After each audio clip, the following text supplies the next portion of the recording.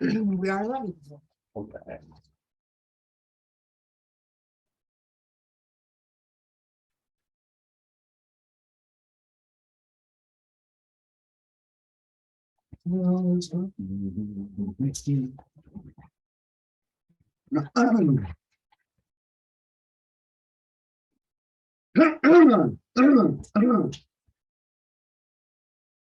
Hey,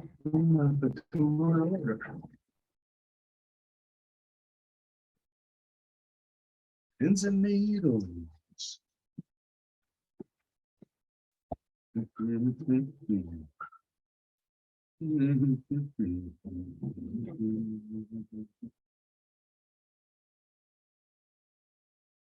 So are we live right now? Yeah. Oh, we're ready to go? Yeah. Okay. All right, ona gariwahi kajoko, so we don't see you, Snarry. Gazitan's Rio, Yojits, Kahawinoji, and Dudgets going to star, no, not the Roni. The Tinwada, the Garunga Gari, I guess. Yet he sought to us a tanka Garoko, don yet in the stars in Gonzaga, don a Guegas got me Ganaway.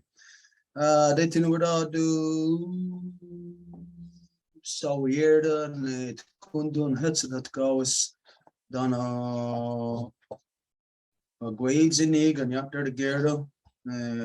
Guego or Quasi, that's all we're doing of the opening tonight because we are still in the law recital, which means we are open from the beginning to the end.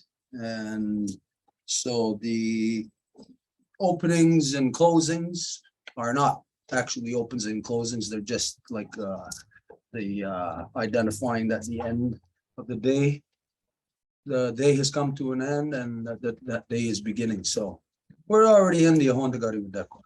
All right, so tonight is supposed to be to go over things that were covered in the law, things that people's questions or issues, stuff like that. And if there was anything on say scientific levels, well then we're supposed to address that. However, tonight we're calling an early end to the evening. We're gonna end. We're only gonna go about an hour, even we'll see how it goes. Okay, so there might not even be anything. What is going on here? There might not be anything for us even to discuss really. And if our minds, if everybody is like okay during the day, like no questions or anything, then there's nothing for us to discuss. So if there is anything, it's not going to be me that will present it. It's going to be that if there's anybody who's got questions or anything. So basically that's what's going to happen tonight. If there's any questions or anything, then we'll have something to talk about. If there isn't, then we'll have an early evening. We're not going to be whipping a dead horse, so to speak. We're very busy all day long in the law recital. So tonight's just to address issues or things. So let's see, where are we? Was there anything myself that I wanted to address? Oh, yeah. There is one thing that I wanted to address that isn't something in law, not anything of creation story or any of this kind of stuff that we are in discussing in recital.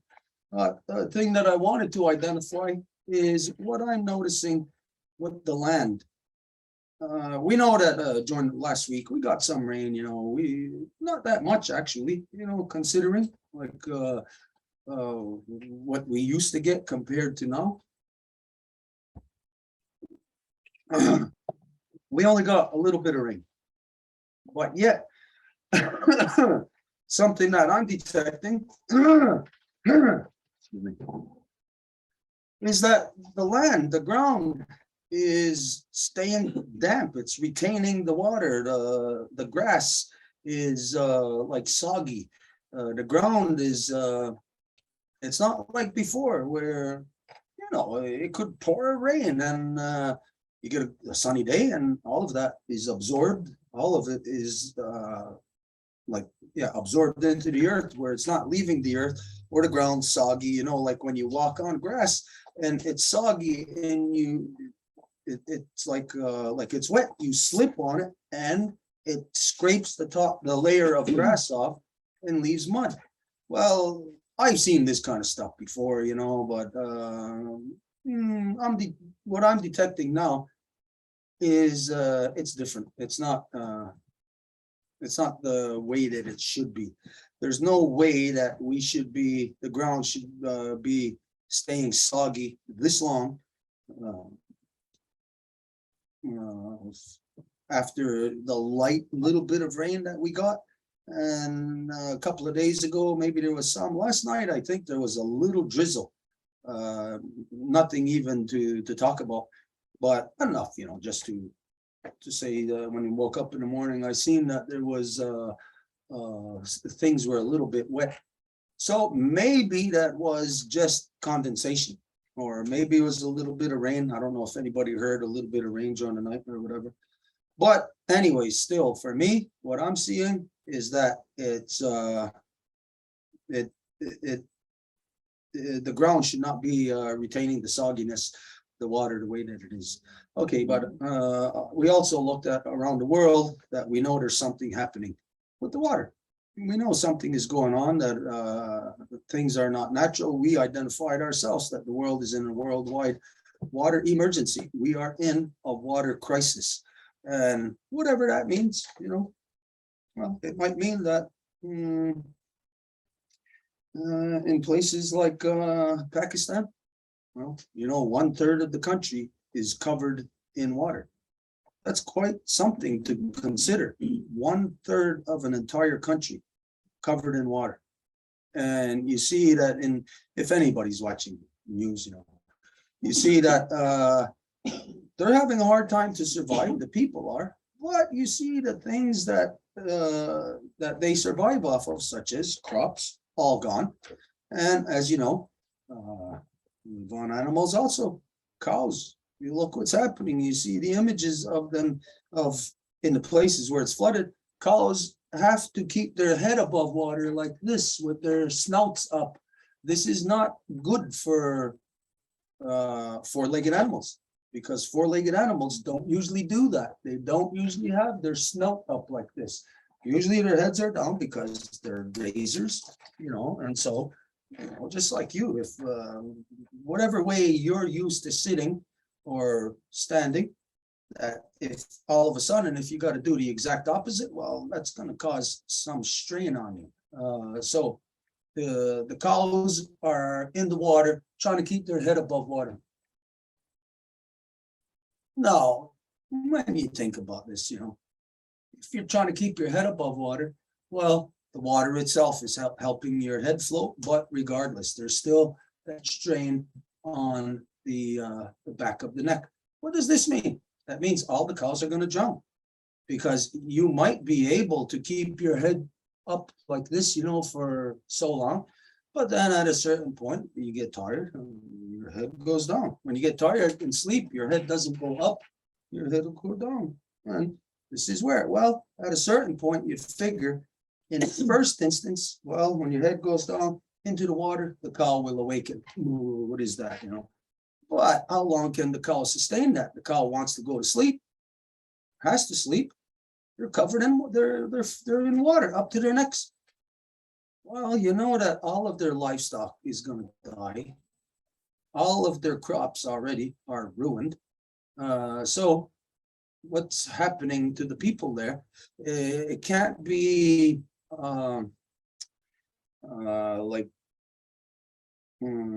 it can't be seen. Most people can't put two and two together to deduce, well, what is this going to mean? They see a cow put its head in the water, put its head up like this. That's what you see in the images. Nobody deduces what that means, how it's gonna unfold. So people don't consider that. So we know that worldwide water emergency is meaning for everyone and everything on Earth. Well, here, this is how cows and other four-legged creatures are coping, or what they got to do to cope with the rising rising levels of water.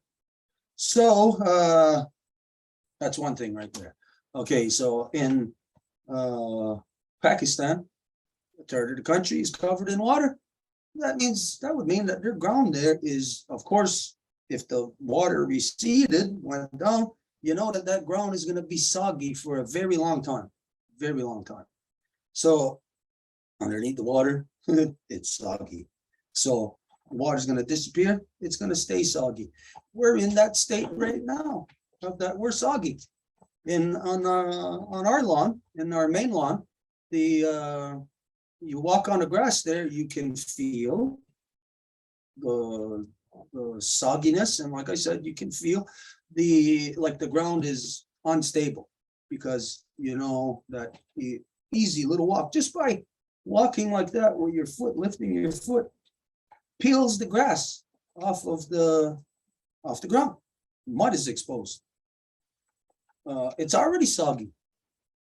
What absorbs water when things are soggy? Well, grass does. Okay, well, if you take one piece of grass away, well, that little spot there isn't going to absorb. It's already soggy. What's going on with the water? This is different. It's a different thing. You're not going to take the time to stop and consider this. Nobody's really gonna, because nobody's really even gonna notice that. I notice that. I am always reading the property, always looking at the grounds as to identify and interpret what are the messages being emitted by our mother. What is she telling us right now? She's soggy here and without justification. A little bit of rain, yeah, last week, a couple of days ago at night, a little bit, not enough to constitute the levels of sogginess, being drenched. Well, okay, what else is happening with the waters? Where else is it like that? Well, we know that Georgia had catastrophic floods, and they got a warning again for more catastrophic floods. Wow, how many catastrophes does it take to have a catastrophe?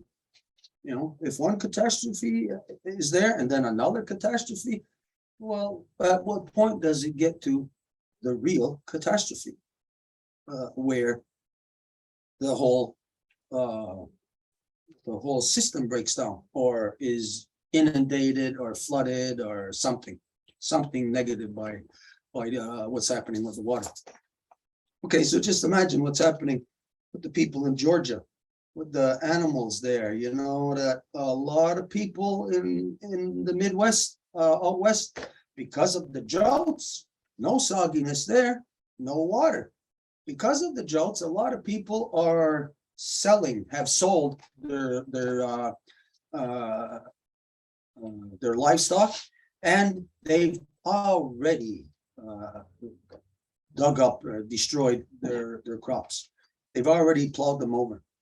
So what's going on here right now? Can we see it? Are we aware of the magnitude of this catastrophe? There's one catastrophe on the East Coast. People on the West Coast don't associate to it.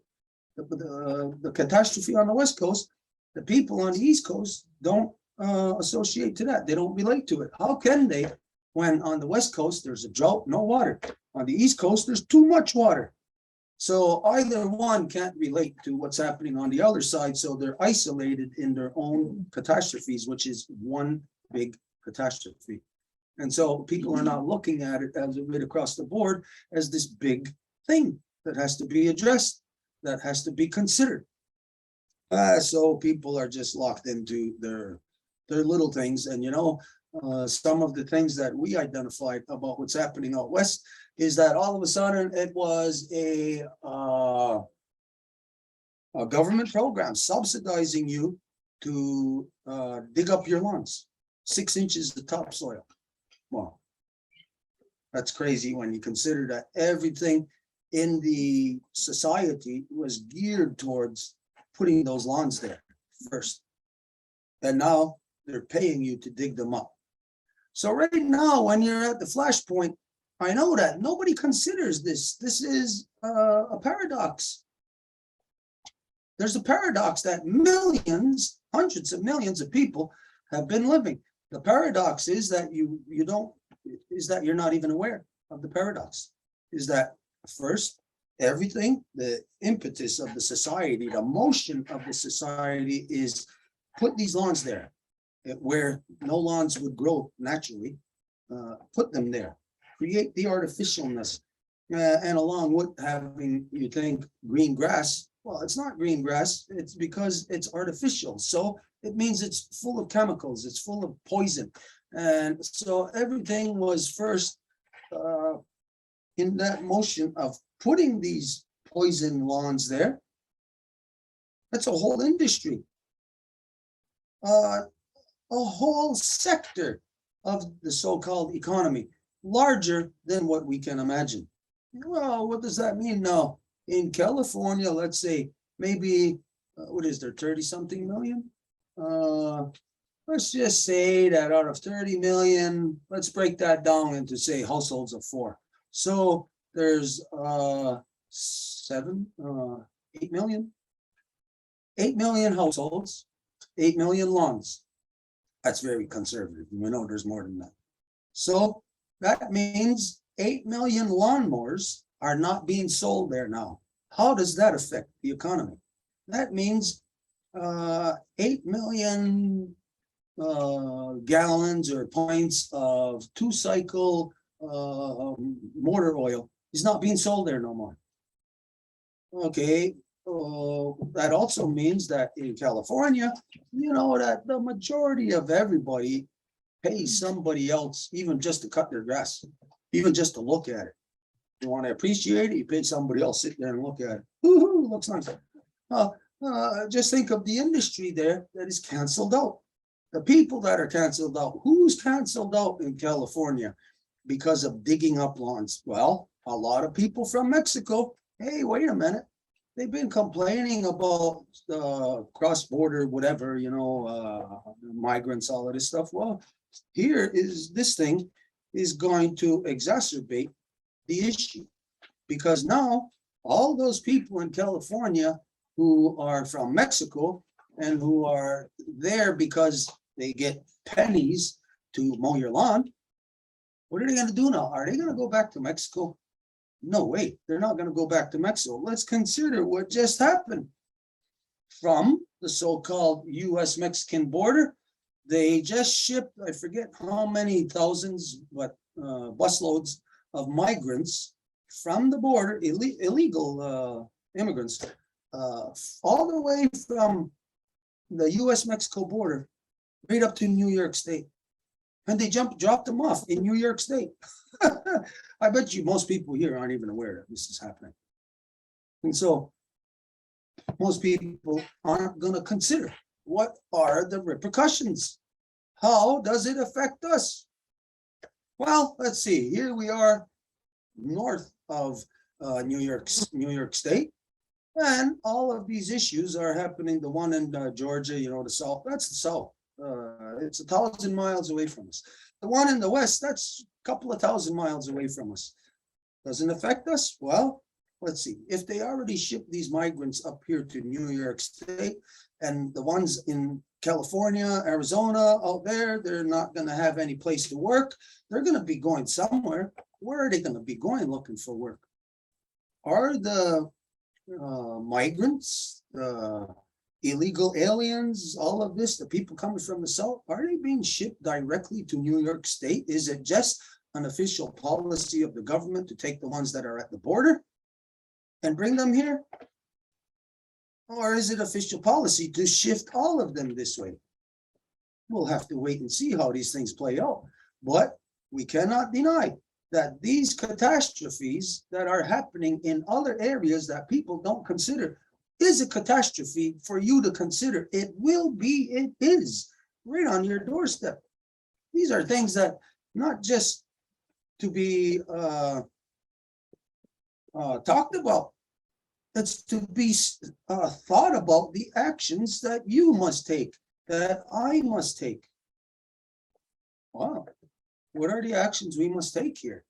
if all of this stuff, like what I'm saying, is happening, people are getting shifted around, are all of a sudden, are we gonna have too many people on one side of the continent?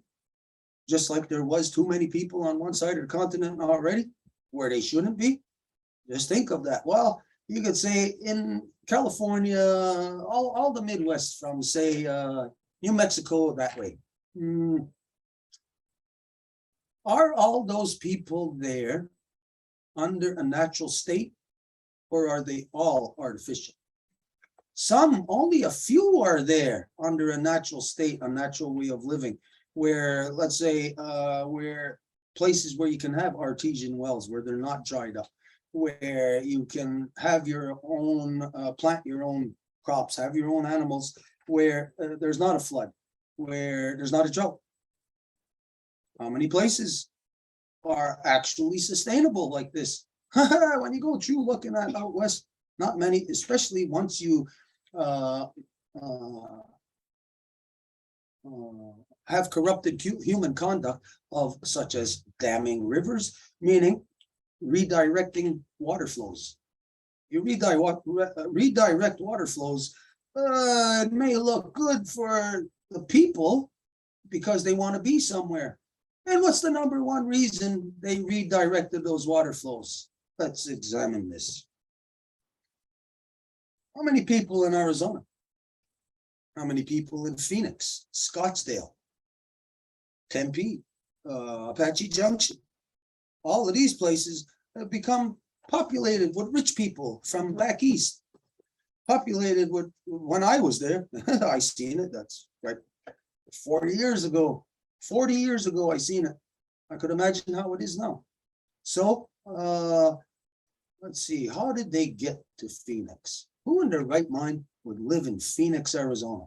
You're right in, it's almost like Death Valley. You're in the middle of a super hot, scorching valley. Who in their right mind would live there? Nobody. Who did live there? Nobody. Who's the first people to live there after nobody's been living there for thousands of years? Oh, well, who was it? The Navajo?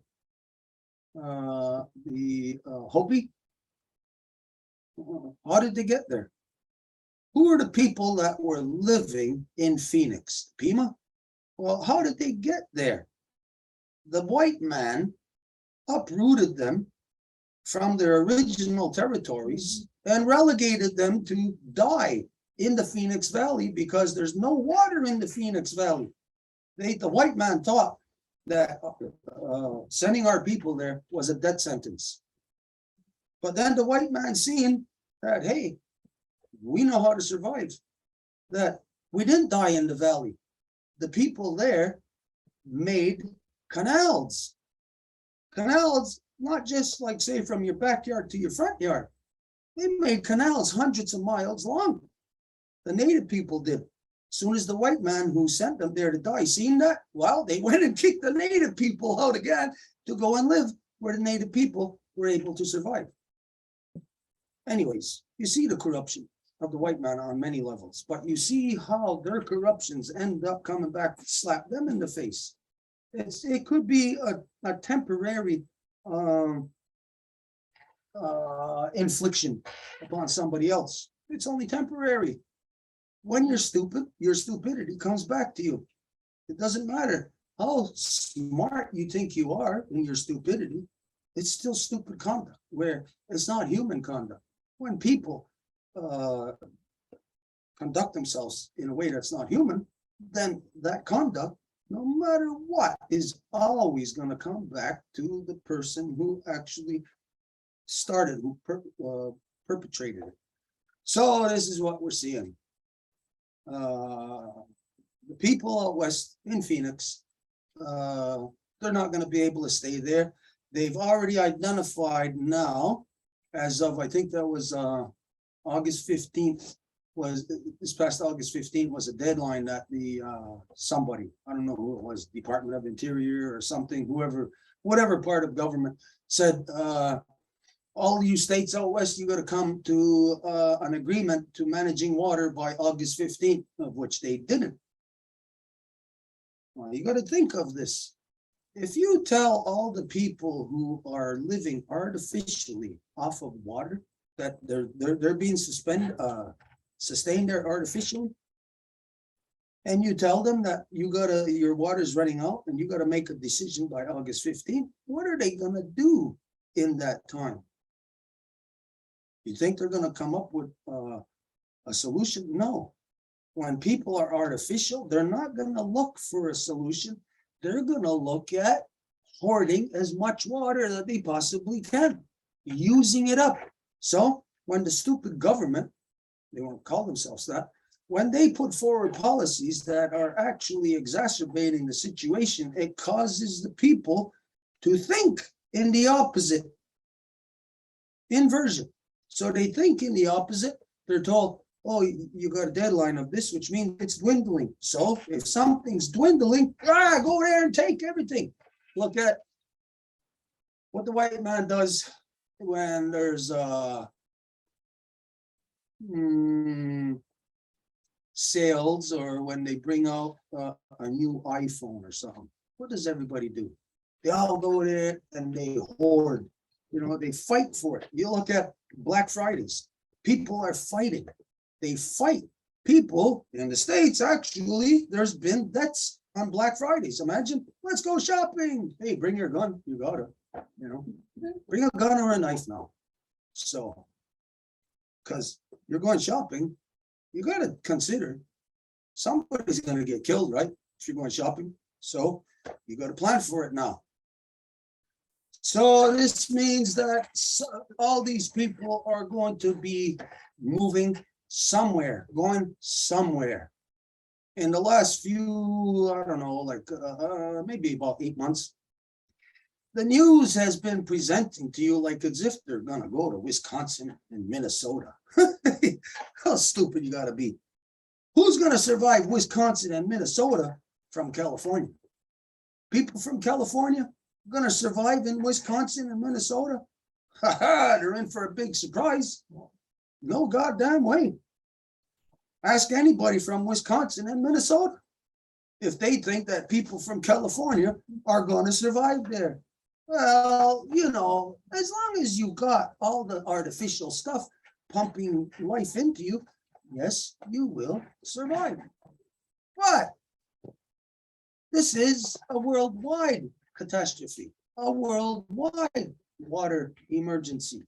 So again, it's not just happening in these two parts of the country. It's happening everywhere. Look, it's still not just Flint, Michigan, but other places in Michigan still do not have drinkable water. Well, if you don't have drinkable water in Michigan, which is just kind of like going to Minnesota, it's right next to it, right next to Wisconsin. This is where these people are moving to. Well, they don't have clean drinking water in Michigan. They don't have clean drinking water. They're not going to have it anywhere. It's like this everywhere. So we're thinking, or the thinking is not very, no foresight. They're going to shift these people from these two parts of the countries. They haven't even been talking about an exodus of people from the Southeast. Nobody's been identifying that. They gotta. Who's going to be able to live in Florida?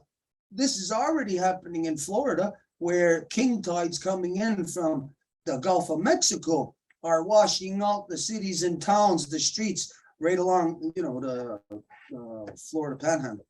So if you get more catastrophic flooding from this hurricane that's coming in, I forget the name of it.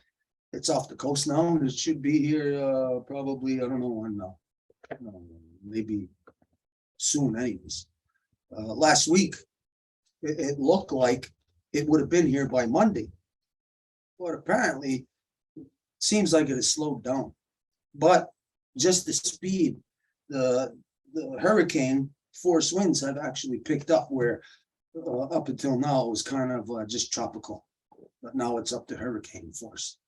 So there's a lot of stuff is happening, making the perfect storm that when people are thinking that there's going to be only an exodus from one part of the country, well, then maybe you might be able to manage 30 million people being moved around like the way the Pakistanis are. 30 million people being moved around. Is it going to be a big surprise if all of a sudden 30 million people from California, out west, all of them together got to be moved around?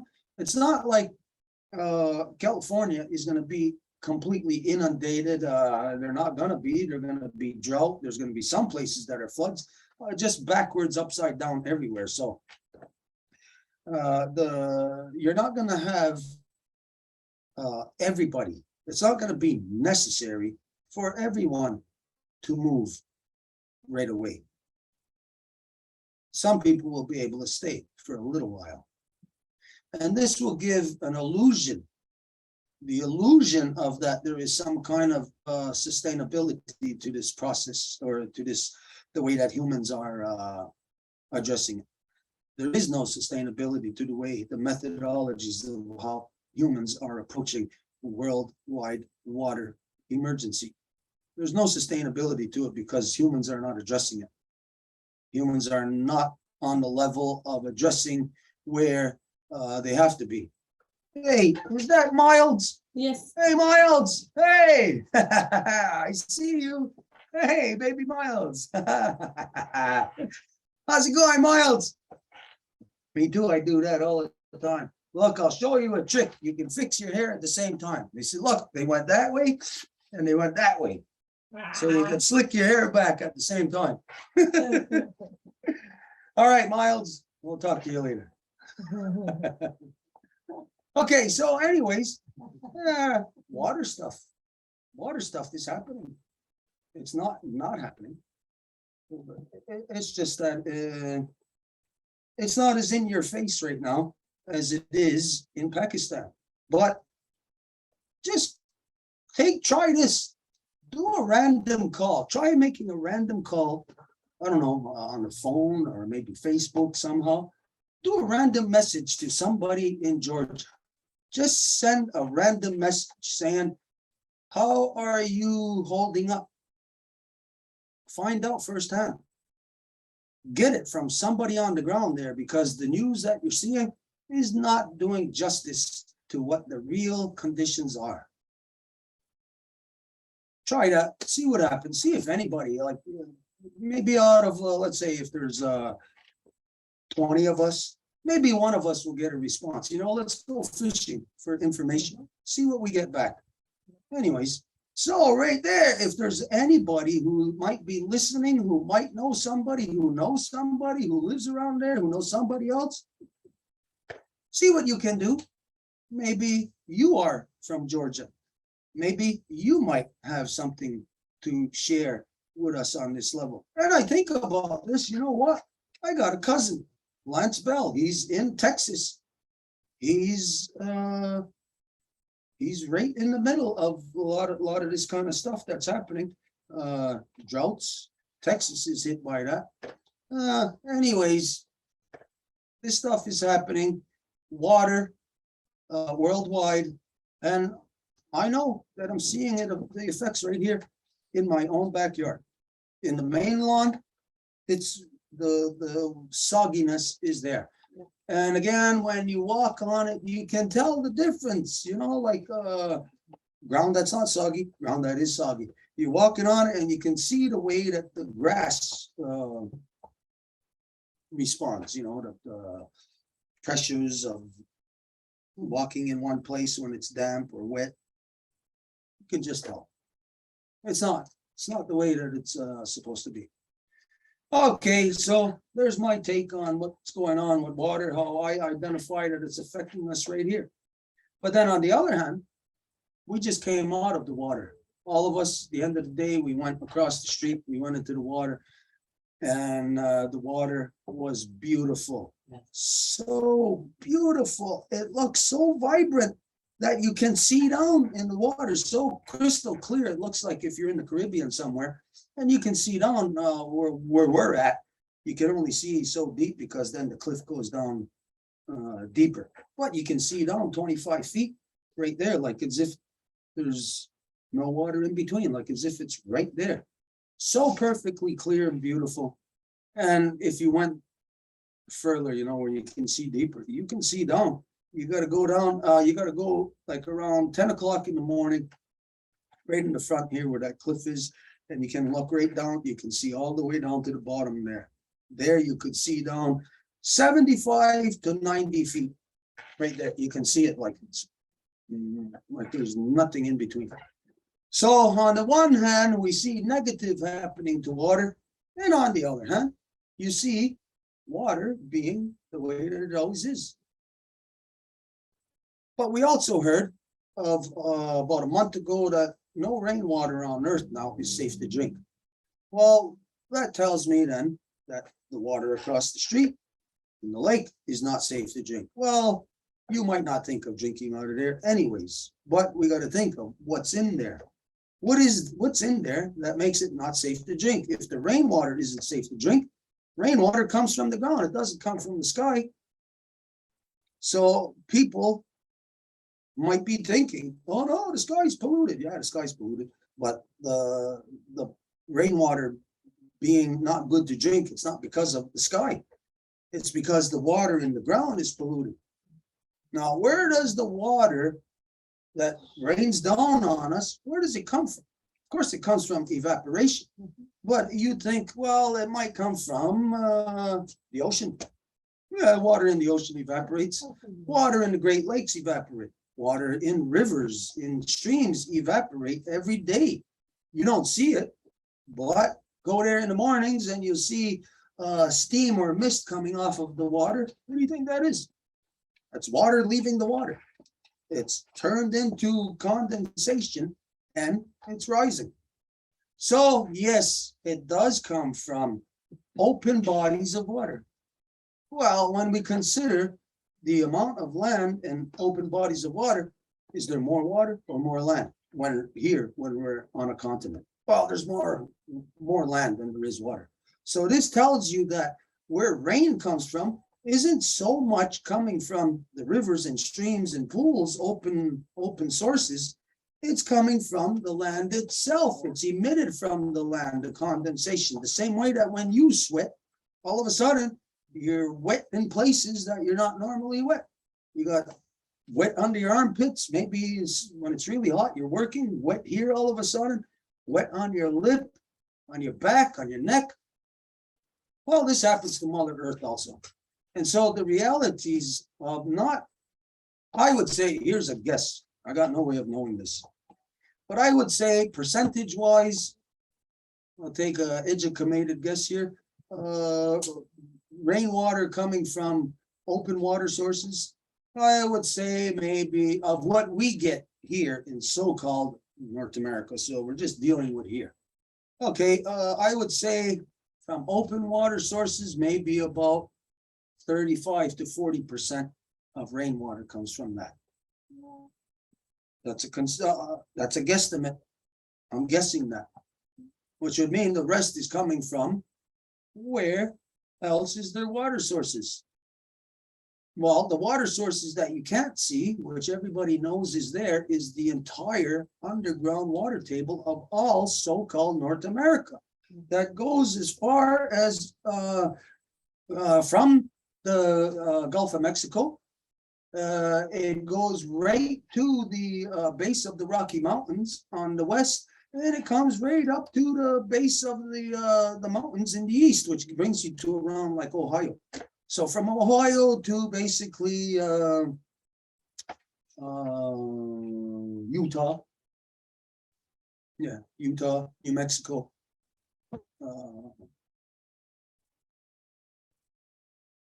Montana. Maybe.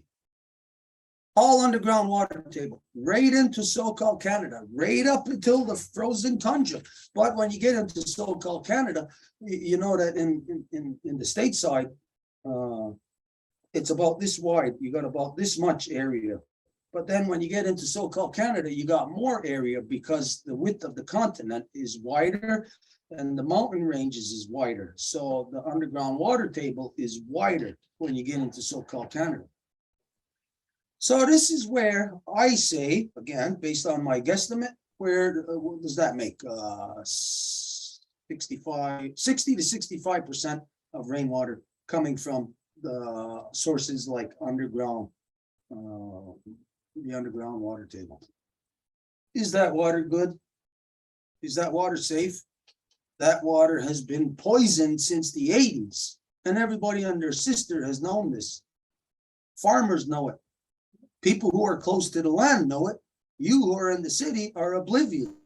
You don't know it because city is artificial again, meaning everything, even whatever knowledge you use in the city to stay alive, it's all artificial. You can't use that anywhere else. It's not a real knowledge. In the city, you're using knowledge like schedules, you're using knowledge of managing logistics, you're managing shipping, all this kind of stuff.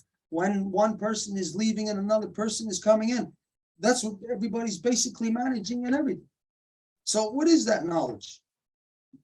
How does that knowledge get you to understand what's happening to water? Doesn't help you understand anything about water. Doesn't help you to even address or to make water better. Anyways, so we're all in this state of where water is in catastrophic emergency worldwide. It's not just an emergency where, you know, like it's urgent to do something. It's catastrophic already, meaning the damage has already been done, causing catastrophe. That's something to use that terminology, catastrophe. You know, it's not something that any of us use really ever. When have any of you experienced a catastrophe? Never.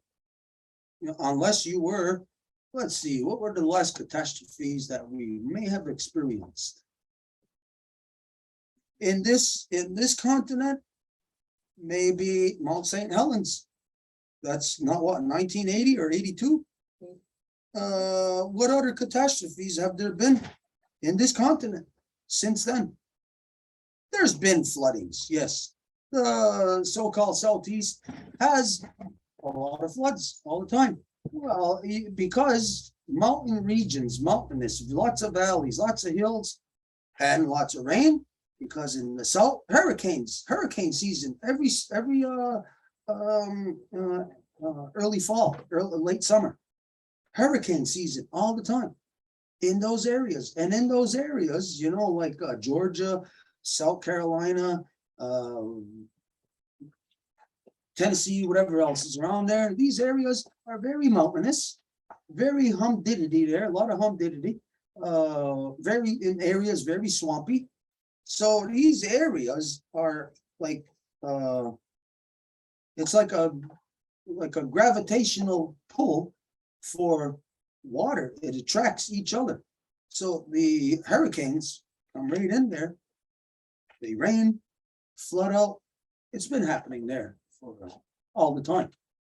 But now it's catastrophic. You know, floods, and they come and go normally, and people live with it, you know, that especially because of insurance. Well, if they don't label it catastrophic, well, then insurance has to pay out. But if it's labeled catastrophic, then insurance isn't paying out. What is this meaning? What's it meaning for people on the ground there? They're not reading it right now. If it's a catastrophe right now, then if they stay there next year and something happens and they lose absolutely everything, there is no insurance. And just like in California, drought, drying out, no electricity, rolling outages already today, yesterday. And that's not even main strains on the main system. So let's see, there's going to be an exodus of people from California. what are they gonna do? Like you, if you were gonna leave one place to go live somewhere else, you're gonna do a lot of planning. You're not in an exodus. And in the planning, you're gonna look at, well, I'm gonna sell my house. And that money is what I'm gonna use to move somewhere else. And this is what everybody in California might be thinking. But that's not what's gonna happen. Because California, the real estate prices are gonna tank. They're gonna go right down. They're gonna drop. You won't be able to sell nothing. So all the people there who have, let's say you got a modest home in California. What's a modest home? Average, the mean home there, what? $1.5 million? Something like that for what? A 3-bedroom, a 2-bedroom house? Something this big, a shoebox? Well, those people really need to sell. They don't have excess funds, like maybe they got another house somewhere that they can move to. Those people need to sell. They are not going to be able to sell. What is that going to mean to people who have to be in an exodus, who are environmental refugees? That means you're going with nothing. You're leaving with nothing. No money, nothing to survive. Okay, well, we already talked about this exodus of people, movement of people, and you'd think movements of people means that usually people normally move around by themselves. They take care of themselves. They feed themselves, they pay for their own foods and stuff like that. When you're going to have exodus like this and people can't sell their homes and they got to move and they're shifting around the country, these are people without money. New York State is already taking in these migrants from the south. So how many more can they take in and then also sustain you? There is a bigger catastrophe looming over us. Nobody's talking about it. Your politicians are not talking about it. Your city engineers are just starting to raise the red flags.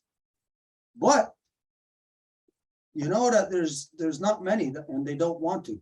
They're only raising the red flags where it's undeniable. So otherwise they won't raise the red flag. They'll lose their job. You will lose your job for being a whistleblower. You know that. What's a whistleblower today in relation to the water catastrophes that are happening? Whistleblower is somebody saying that this city, this town's water supply is not able to survive. Ooh, don't tell the people that. You can't. If you do, people will go crazy. It'll cause a larger rush of insanity, just like we said, Black Friday, when people go shopping. So you can see the behavior correlate from the way that people conduct themselves in a catastrophe and the way that people conduct themselves in full contact economics. Full contact economics like Black Friday. This is coming up very soon. You'll see it. Watch the news. Watch how people are going to react. They're going to be more crazy at this Black Friday, more insane. You're probably going to see and hear of people fighting. You'll see videos because everybody's got their cameras and they won't stop the fight.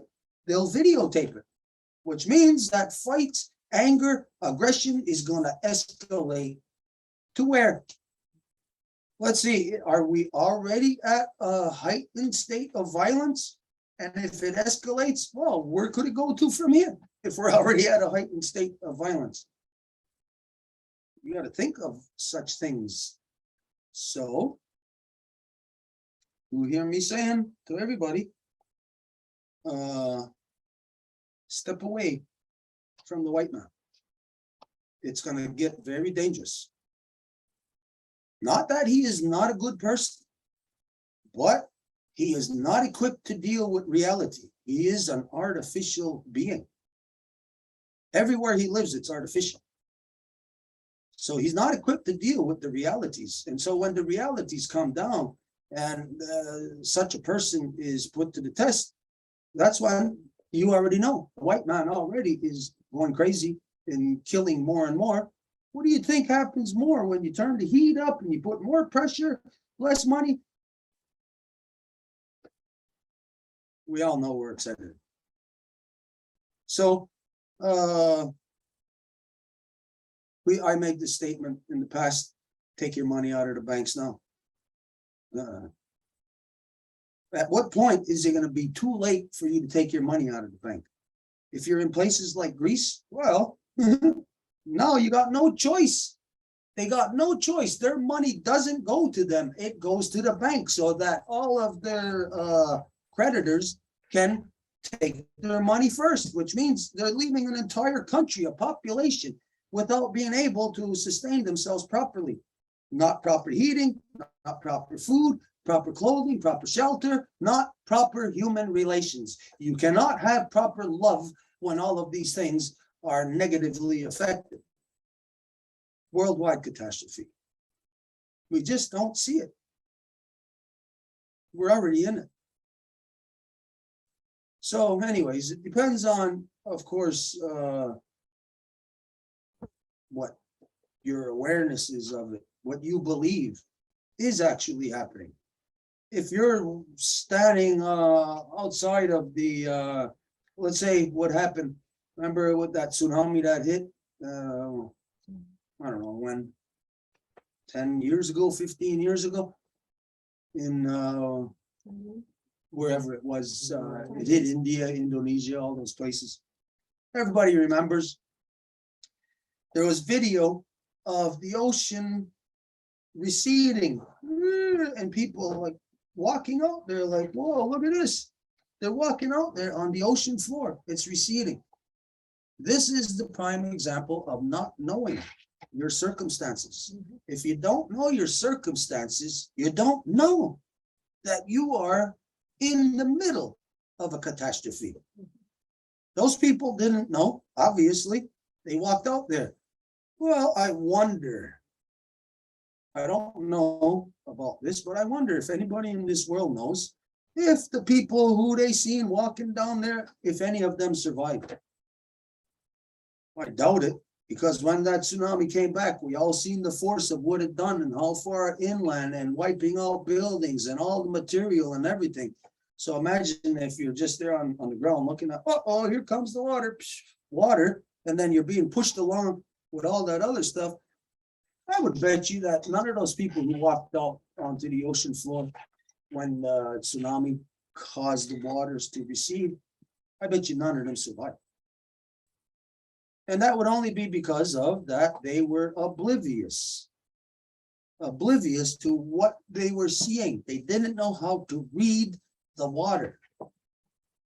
Now, if it was I would doubt if I would have known how to read that water, because up until that point, I myself was not cognizant of tsunamis and the cause and effects, like, well, the causes, yeah, but the effects as to know that the water recedes and then it comes back with such crazy force.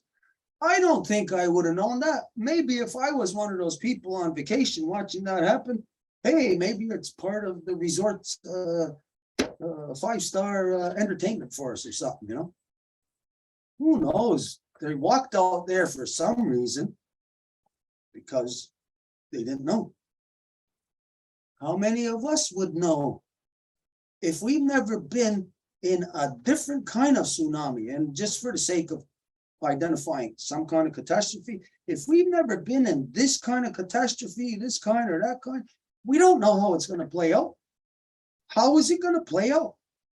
We don't know if our actions, our decisions right now is actually 6 months from now, we'll be cognizant this action killed us. This action saved us. 6 months from now, we will be cognizant. Right now, we're oblivious. We're in the flashpoint. So 6 months from now, you never know. Here where we are, we might be hosting people from Georgia or the South or California. We might not necessarily be hosting them and saying that we're happy and welcoming them. Yeah, come on in. We might all of a sudden find people sitting on our lawns to survive. And at that point, once the catastrophe becomes real in your mind, it's too late for you to deal with it in a proper way. No, we don't have to be doomsayers, and that kind of thing. But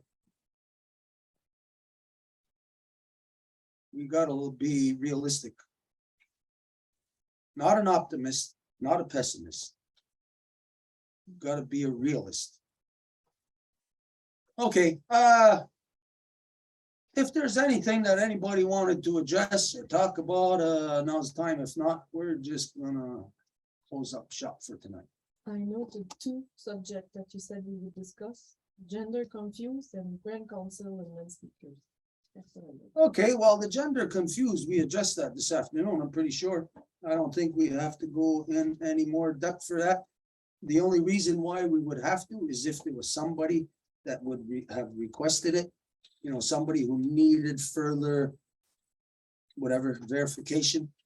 So I'm certain we adjust that to its full extent a while ago. So if there is somebody watching this and you're hearing that we were supposed to address issues of the people who are gender confused, well, you might not even understand what I'm saying right now. You might feel offended by it. Well, this is where I'll tell you then, well, go look at the video from the recital this afternoon. Today is the 7th, right? Yeah. September 7th. Mhm. So just go look on my Facebook page, September 7th, a little earlier today. The last video just before this, the law recital, look about the last hour, I think. Yeah. Yeah, about the last hour of it, you'll see that there we address the issue of gender confusion. Yeah. And the other thing you said was what? Grand council and men speakers. It's just a note. I think you were talking about the fact that it's men that speak. You wanted to come back. Oh, to it, but okay. I don't remember why. Okay, just to adjust this a little bit. Because I know what's happening on the levels of the genders. It's still the same thing that it's always been in the non-native world, is that it's oppression of the female, of the life givers. And so this over multi-generations creates perception in the minds, of course, of women. I don't know what the perception is. I'm not a woman, but I know it can't be a good one. Could imagine that. So when you combine these two things and you consider that now, if we're talking about freedom and equality and women's empowerment, then you might wonder, any woman might wonder, well, where are the women speakers? Why is it men speaking? Why is it men only in Grand Council? Well, no, that's not true either. It's not only men. But the majority of everything, of all the talk, the oration is men. This is the way it's got to be. Now, if you're a woman and you hear me saying that and you can think, no, I'm wrong. Well, let's see. Who has perpetuated war? Men. Who has perpetuated oppression of women? Men. Who is killers, murderers, rapists, thieves? Men. Who's messing everything up in the world? Men. Let's see. Anything positives there? Yeah, there's some positives. They're good fathers. They're this, they're that. But do those things overpower all the negative things? No, the negatives actually overshadow everything else.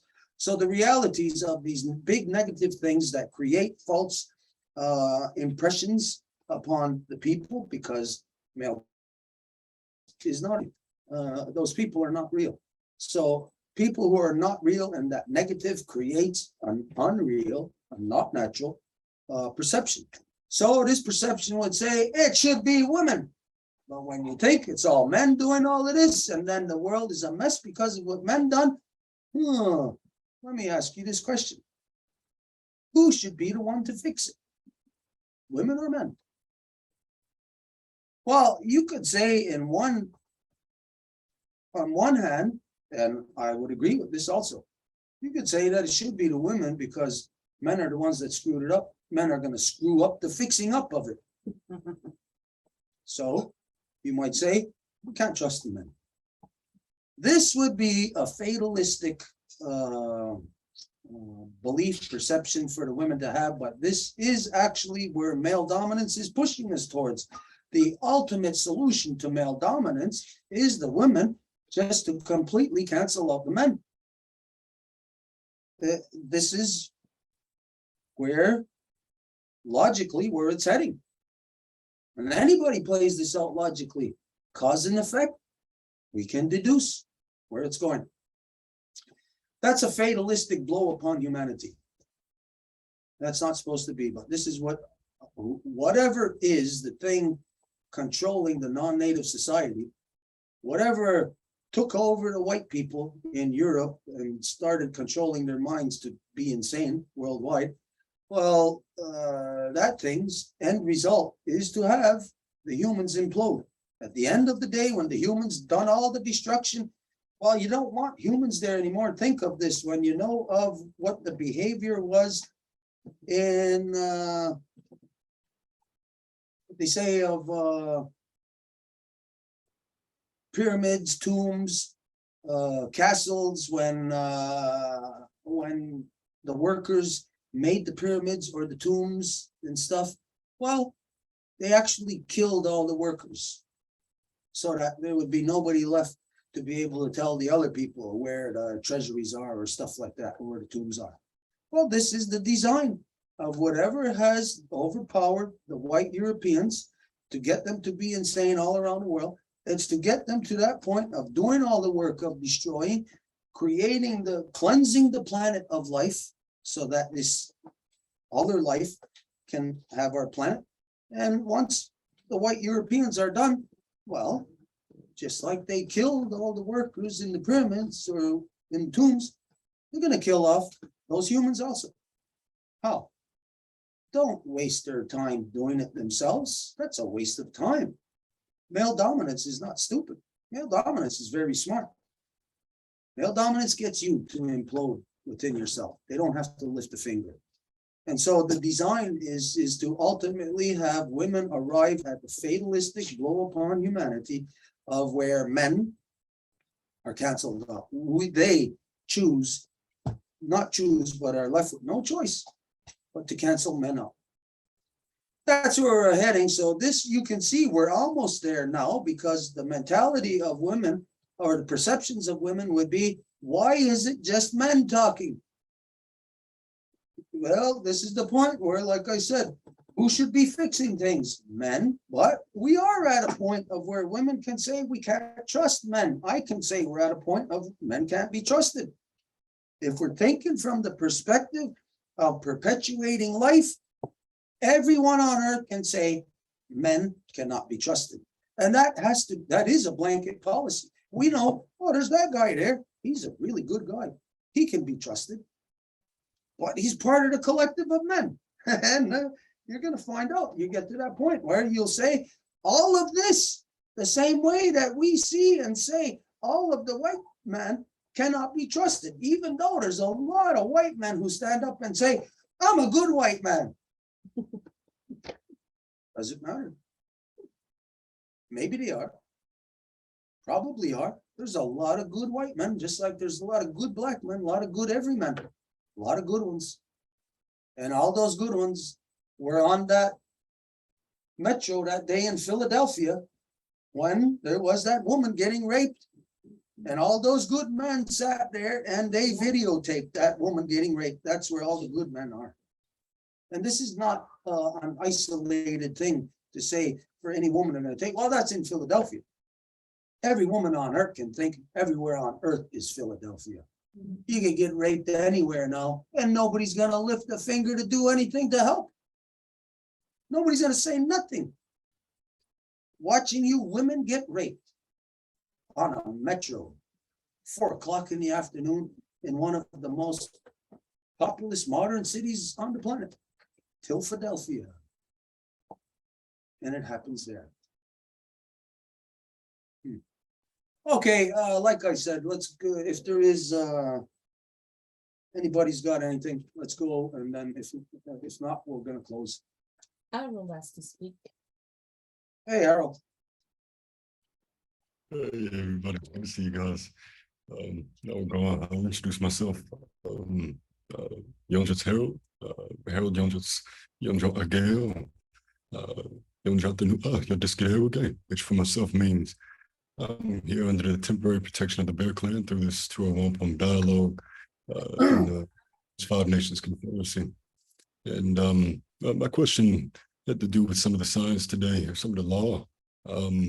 It was funny, it was almost a small piece of it almost seemed too simple, but something stuck out as to why it would be there, and got me thinking a little bit. The piece of law that talked about not coming to the heads with trivial issues, literally can sound almost too simple, but it got me thinking about the difference in how people live, and the difference in actions throughout the day when you're in peace, or even when you're not in between war and peace, even on the way to establishing peace. The difference in freedom and the importance of not squandering that freedom or becoming stagnant, right? Which coming to representatives with trivial issues seems like it could speak to, but maybe there's something else to this piece of the law that we're not seeing either, that we can expand on. But yeah, I guess that's just a question in mind. Okay, here, I think maybe you are even detecting a little bit that this question or this thing about trivial issues, it's a gray area. So how can you have a gray area identified in law? It's a gray area now today. Trivial issues. How do you determine what a trivial issue is? Because one thing might be trivial to someone else, and to somebody else, it might be the very thing that they need to put their bread and butter on the table. So therefore, it's not a trivial issue. So here, what we got to look at is perceptions again, reality and perceptions. Today, we are having false perceptions put onto us as to what is trivial and what is not trivial. So today, let's say in our lives, let's look at percentages of trivial and non-trivial. In the normal life of a human being, let's say before the coming of the darkness of the white man, that there was nothing trivial in our daily lives, absolutely nothing, because absolutely everything that was in our daily life was something natural. So everything natural, none of it is trivial. So absolutely anything within creation that a person sees, like let's say a kid sees that tree, hey, there's something wrong with that tree, I better bring it to council. Well, is that a trivial issue? Depends on perception. So today, the reality is that the teeter-totter of trivial and non-trivial has shifted to completely trivial. And completely trivial is what is important in everybody's lives now. You look at, like, for instance, we all know people who are like the people they call the Kardashians. Complete triviality. There is nothing real or important in their existence. They exist for being trivial. And this absorbs the minds of people. It's like a sinkhole. It's like a quicksand. Everybody's minds are absorbed into it. Everybody is thinking today that what is important is trivial stuff, actually trivial.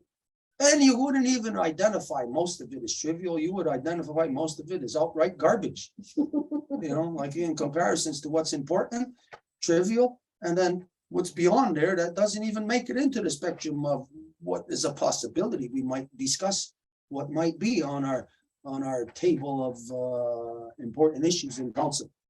So imagine if council and you got stuff like the Kardashians, is that going to make it to council in the so-called United States today? Yes, because everybody's thinking that, everybody's watching, everybody's lives is hinging on that. So when somebody gets a slap in the face, ooh, well, anybody else, if it's in your house, it's nothing. But if it's the Kardashians, woo, everybody's going to be, there's a whole economy to it. Because soon as somebody gets a slap in the face with them, what happens? What does everybody else do? Whoa, did you see that? Whoa, send me the picture, send me the images. That's economy. That's a whole sector of the economy functioning on triviality.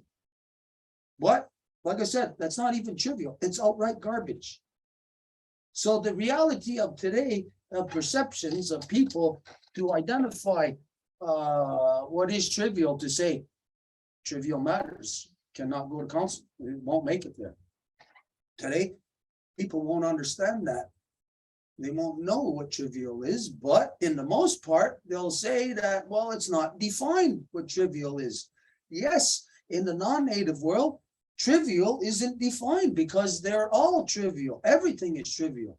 But in our world, in the real world, let's see, what is trivial? Not a spider, not a bug, not a bird, not a twig on a tree, not the wind, not water, not land, not anything real. Nothing is trivial. There is no trivial matters within real people. Absolutely everything we come into contact with in any point of our day, any issue that will develop is connected to real things.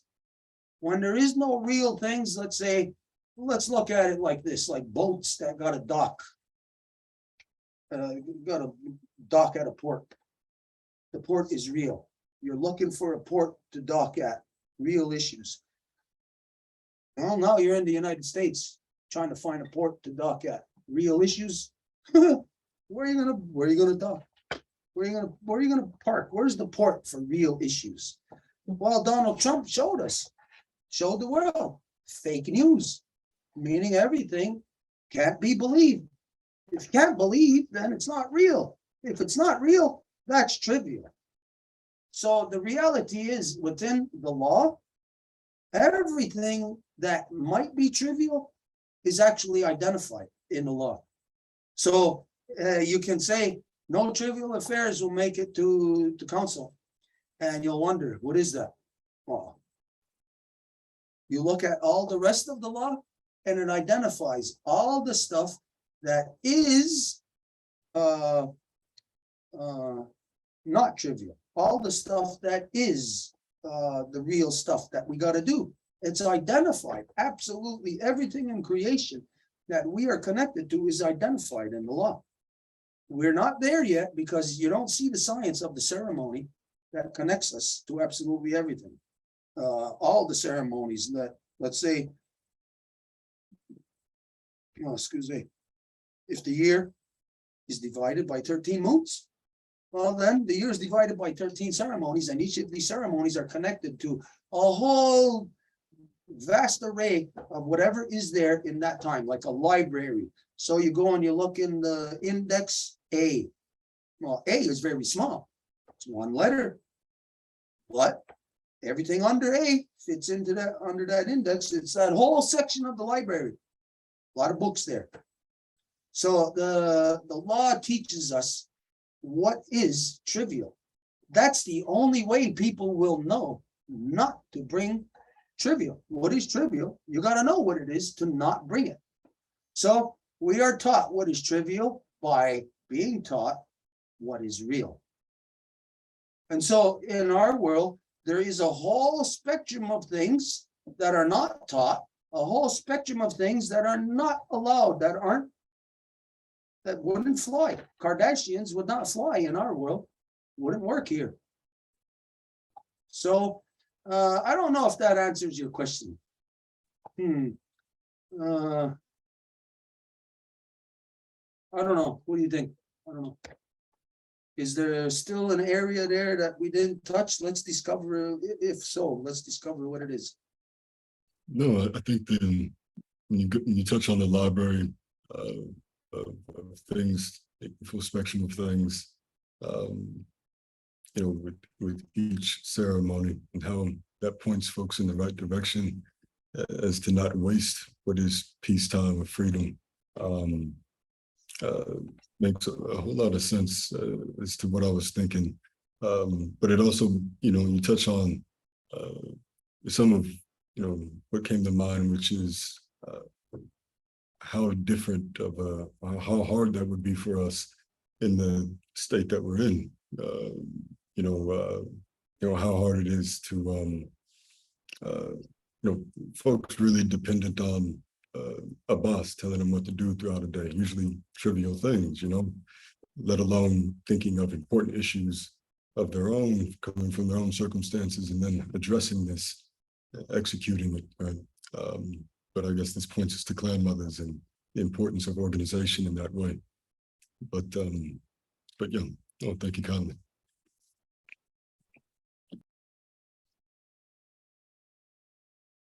Yeah, there's a lot to think about there, and we know that the first time we become exposed to something, first time we see something, like let's say somebody shows you a picture of something just for a second, and then they ask you, what did you see in that picture? Well, we know we're not going to be able to identify everything. We're going to have to look at it a few times. So the reality of this, we're going to have to look at it a few times, because there's a way that I know and understand things from what that means, trivial, and how it does, and where it has its place and where it doesn't. I know that there's a way that every individual functions to keep triviality out. These things I know from in our world, but the other end of the spectrum, in the rest of the world. So here's where the first time we're discussing it, you and I, we might not get our be adjusting specific, like what the other one is thinking, but we're kind of scratching the surface. We're getting to know, and maybe 2 or more discussions on this, we'll have this thing actually smooth it out, where we'll be able to identify it, and we'll even be able to put parameters on it and to give names to certain parts of it. So we'll be able to eliminate a whole conversation with one word, and so that we'll have understanding as to that conversation.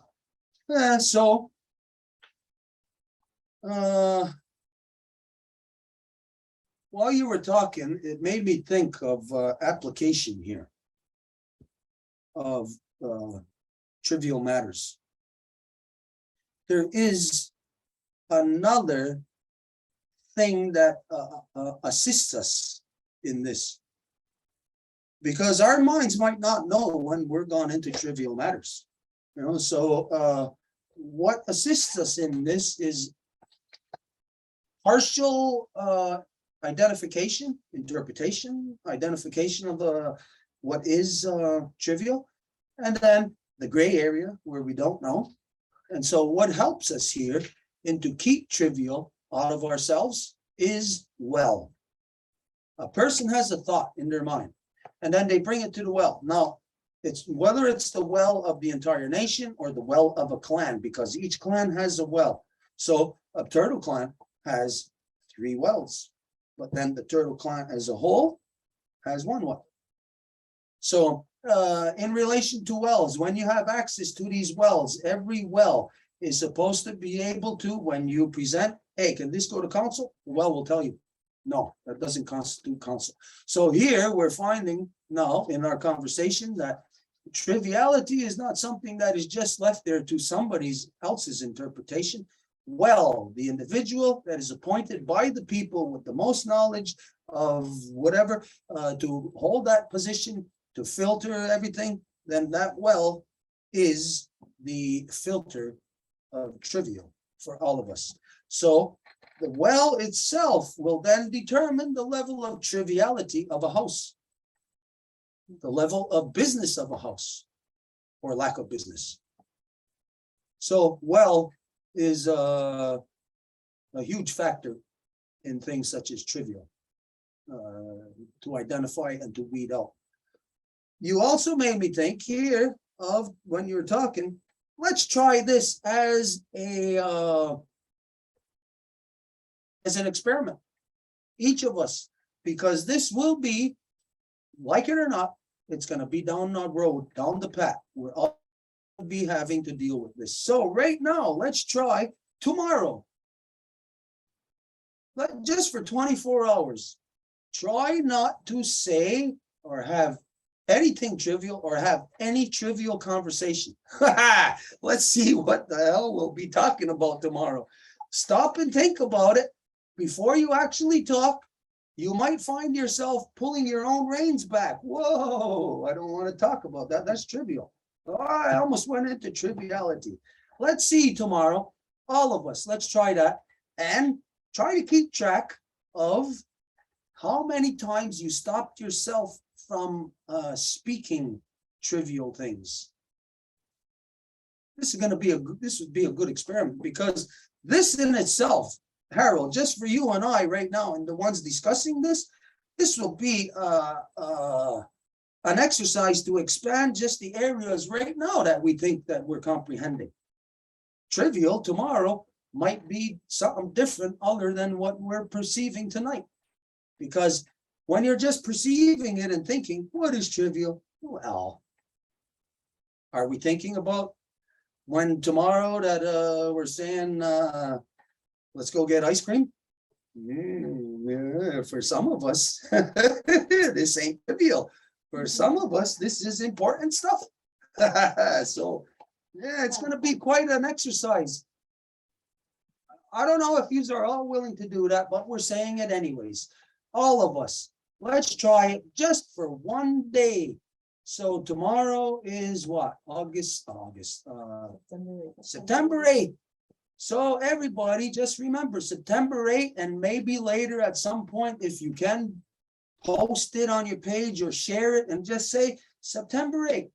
I tried this experiment to keep triviality out of my life for 24 hours. And here's what I discovered. This could be something, a really good exercise. Anyways, what do you think of that, Harold? Yeah, it's good. It's good. I'll probably open up a lot more free time too, even in conversation. But yeah. It's gonna be a hell of a test. This will really be something tomorrow. We might not find anything to talk about with other people. We might see just how trivial we are as a people. Anyways, okay. All right, now we'll go, Harold. Two person have to speak, Susan and Delphina. Okay. Go ahead, Susan.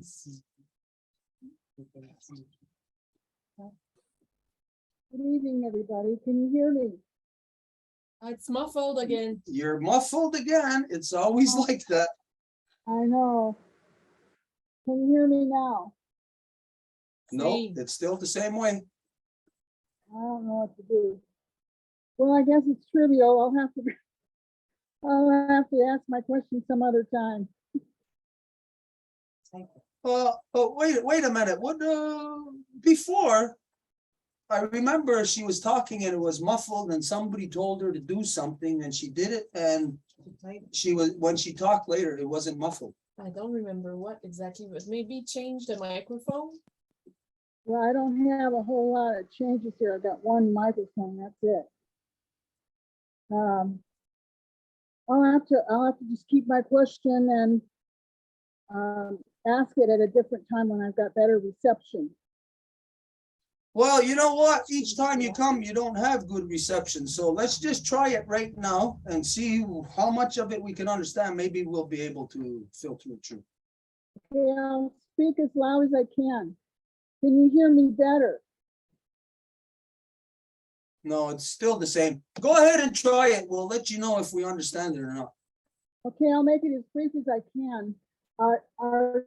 Your discussion today on people who protest, I had gotten word that a protest did happen here in Sacramento over logging, and it had to do with like 6 or 7 elders that were trying to prevent the logging that's going on up in Northern California, I think in Humboldt.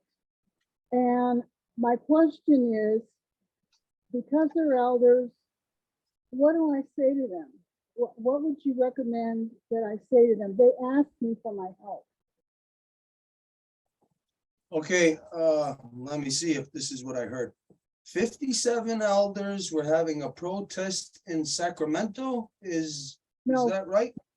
no, just a small number of elders, maybe 7 or 8, 5 to 7 elders.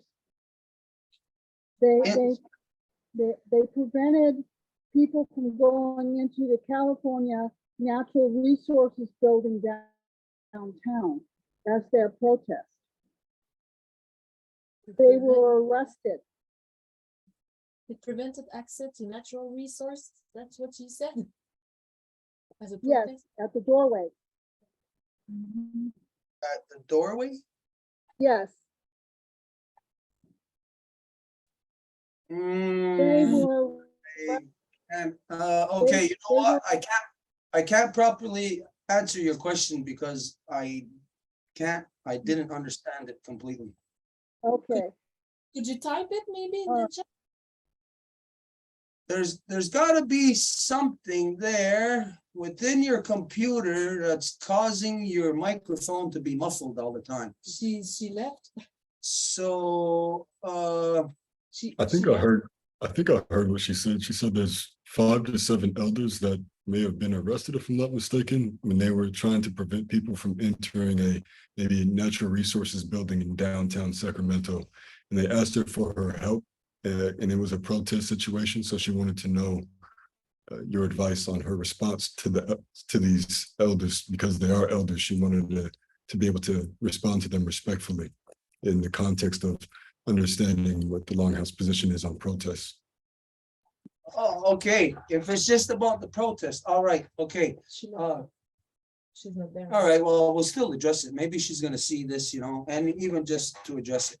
Okay, but we'll understand that me addressing this now, it's not really a solid thing because we're not entirely certain of everything what she said. Harold, I understand you heard her say this, but I would have to ask her questions back. So we'll just address this as loosely as we can.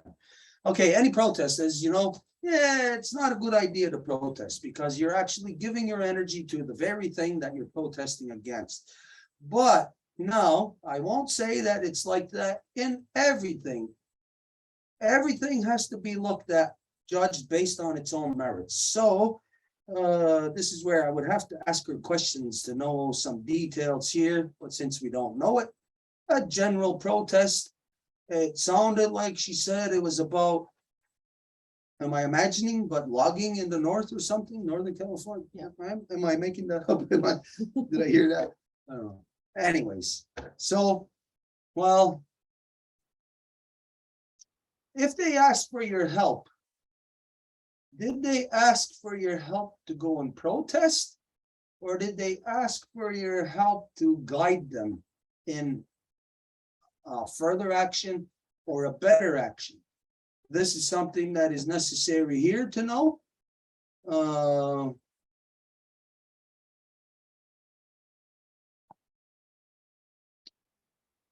Yeah, okay, that's as far as we can go.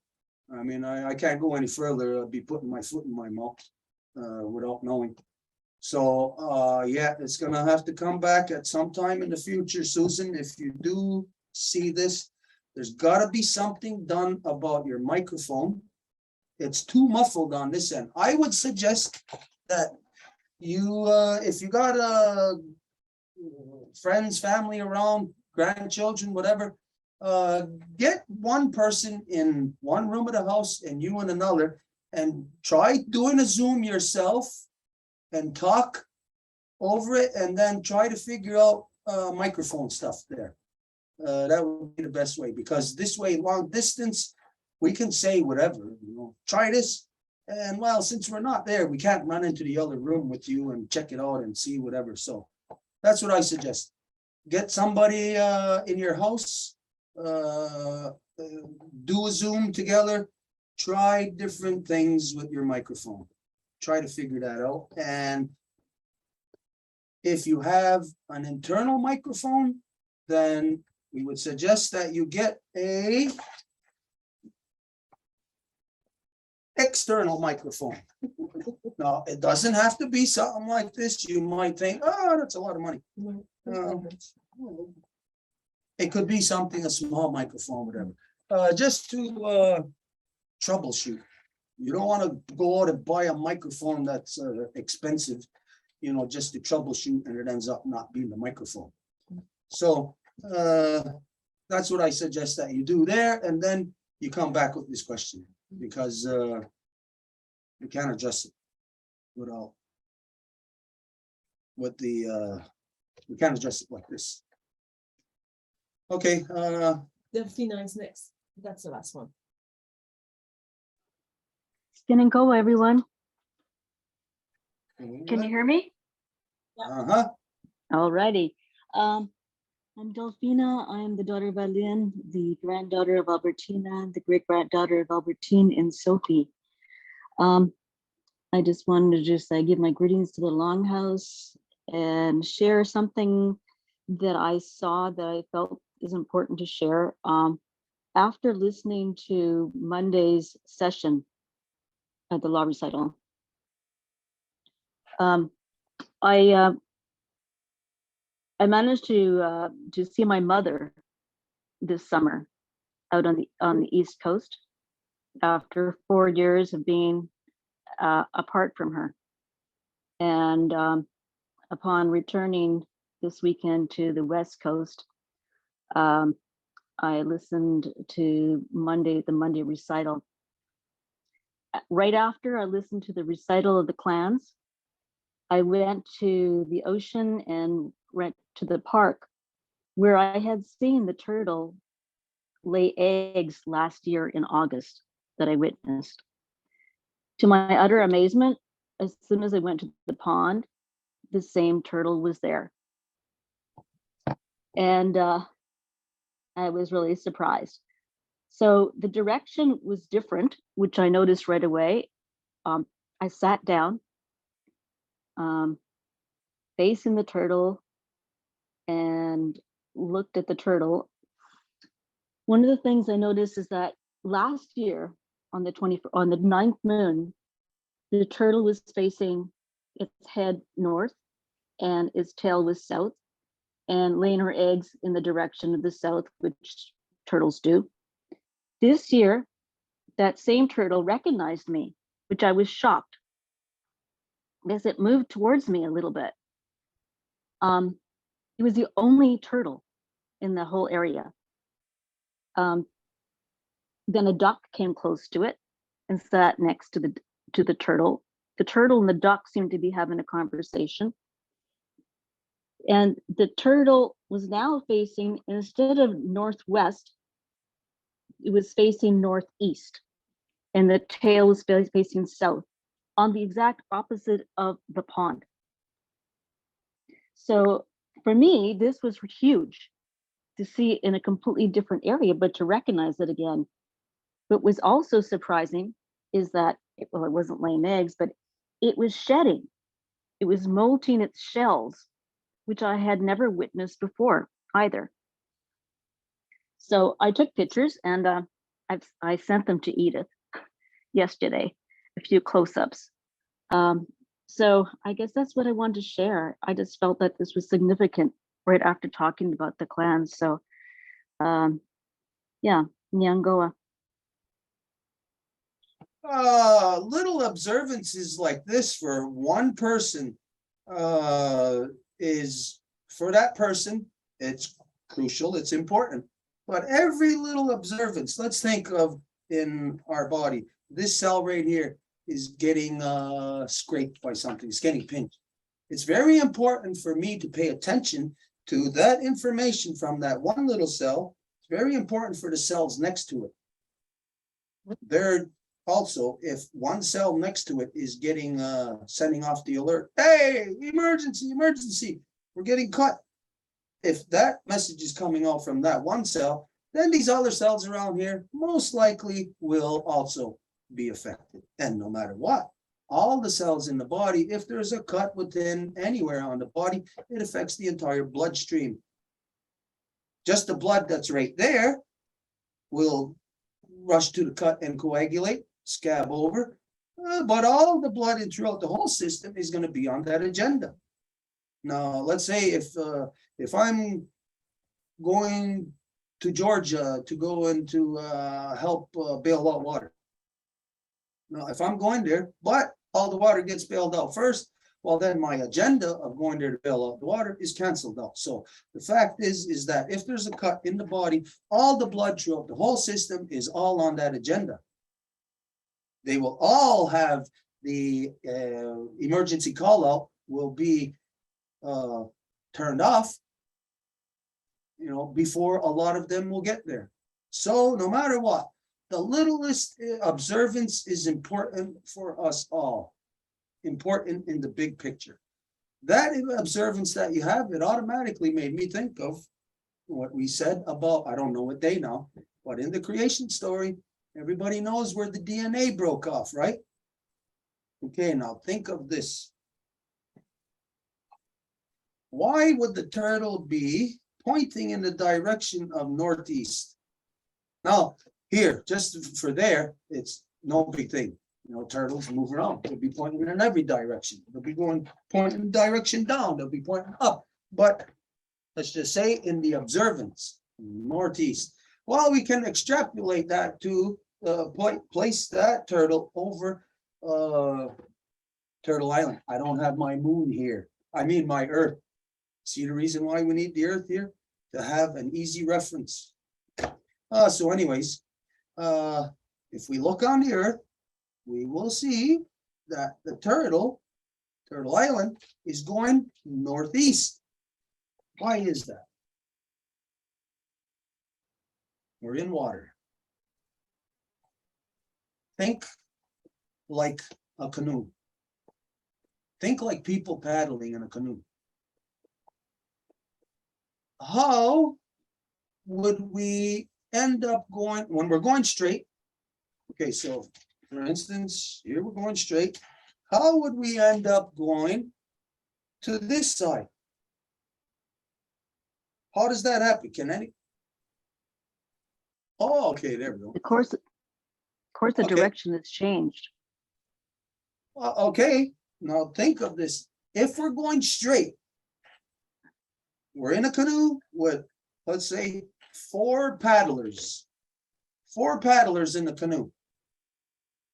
We're going straight. The person in the back has their paddle. The steerer has their paddle in the water to go straight.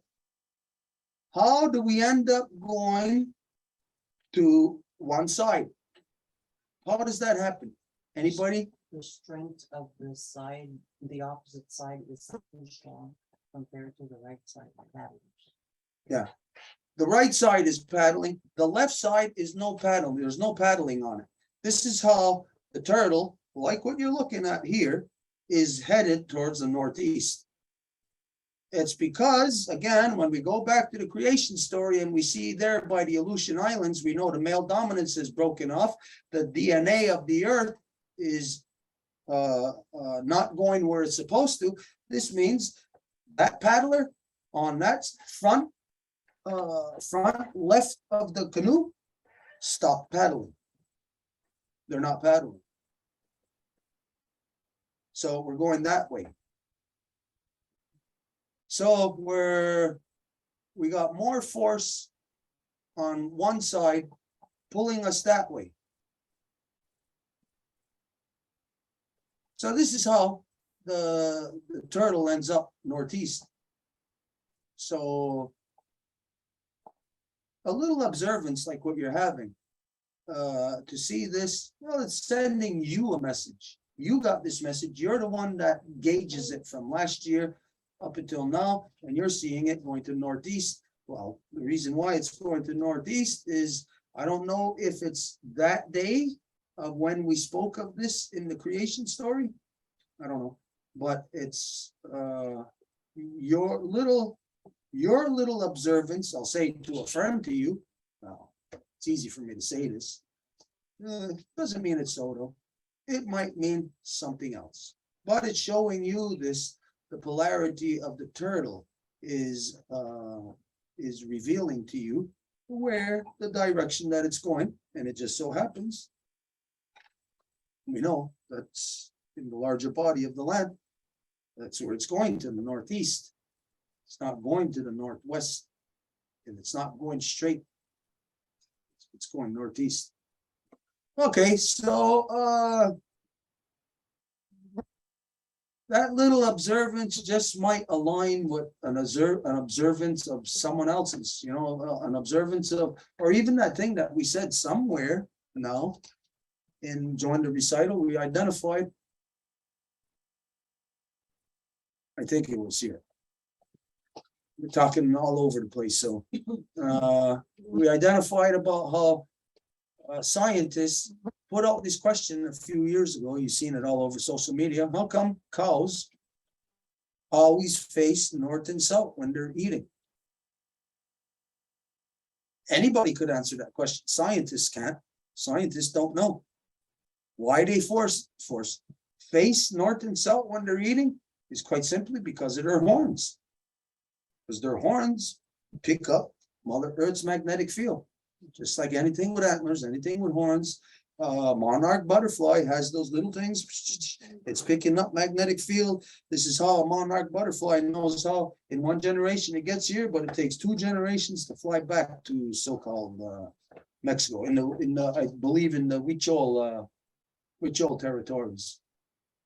Maybe, I don't know. Edith would know that, but I think that's where the monarch goes to. That's not really, there's no answer to what you said. There's no whatever. There's only discussion on it, and that's what I see there. Okay. Yeah. Before I left, when I was in Ontario, I was on the lake that I was raised on, and it had been the first time that actually I had been in the water since my accident of 2019. So I was walking in the water, and I was speaking to a family member on the dock. And as I was talking about the book, my book that was my dream, Turtle's Dream. And as I was talking to her, I was talking about the clans, and I talked about turtle, bear, and wolf. And I started talking about turtle when all of a sudden I had this feeling I had to look down in the water. And I looked in the water, and to my complete surprise, I thought it was like wood with the turtle in the clear water. And it was about a foot from my feet, like, and I recognized that it was a snapping turtle. When I looked at her, she said, what's up? And I said, I could hardly breathe at that point, but I was calm. And I said, it's a turtle. There's a turtle at my feet. And she said, what are you going to do? I said, I'm not going to move. It makes the first move. She said, why? I said, I can't explain. It will make the first move. So I spoke to Turtle, and I said, I'm listening. You heard our conversation. Thank you for coming. And I got the message. And when you're ready to move, you move. And at that moment, the turtle, this is interesting, thinking about directions now we're talking. The turtle actually in the water turned left and continued to go into the cattails. And when I spoke to my mom, who's 92, and I told her what had happened, she said to me, she said, if you had moved first, you may have been bitten. But she says, because you let the turtle move, and you were so calm and peaceful, the turtle just left when it was time. So it just made me think right now is that, as I'm sure, I wasn't going to share that, but I felt the two somehow are connected with direction, because I think it was showing me a direction. And this was like about the day after that I saw the chipmunk eating the frog, by the way, also on the lake. So anyway. Oh, so that's like a month and a half ago almost. Yeah, so this was, I put it down because I write everything's down as well. So this was the last, so on the 8th moon, I would say probably about the 4th day after the 8th moon. And you said to pay attention to things. So that was when the chipmunk, that ate the frog. Okay. So yeah, and then I would say the turtle probably about must have been like a couple days later. Okay, now that you said this other thing, now we see something else here. Okay. Many times we all get visions. Every day we get visions. This is a normally occurring thing. Most of us don't realize or know that it's a vision, or know how to read it, or even think that it's a vision. You know, sometimes we'll just think that it's a thought. I just thought about that. Where'd that thought come from? You see, when it's not a thought that you are normally having, that isn't normally in your realm of thoughts, you know, then that is most likely a vision. It's something that is presented to you as, let's say, like on the level of a video game. Or in a video game, you're moving somebody around in an imagined landscape, and over there is a power pill that keeps you alive, and over there is food or something. You know, you pick up these things. You pick them up because it's designed into the game that you're going to need these things. So this is how it is with visions. We get visions of things that we're going to need. How are we getting these visions? Let's think about this a minute. Again, if it's not a thought, it's not within your regular realm of thoughts, well, that's, again, most likely a vision. How does that come to us? Where does it come from?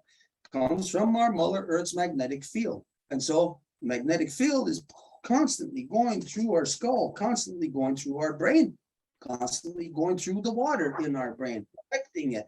The magnetic field is either going positive or negative, or it's positive, negative, negative, positive, negative, negative, positive. It's one of those shifted around the same way that in a computer, we know it's all ones and zeros, but shifted around in different ways, it means different things.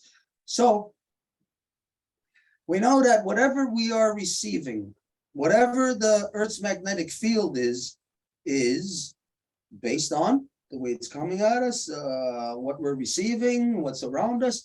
We're going to receive the design of the day. So we'll get visions that are necessary for our day, necessary for our week, necessary for, there's a decision coming up, and that's the element that we need to make the proper decision. So when any of us get these visions, or it could be a vision another way, you know, or it could be just you actually see physically the thing.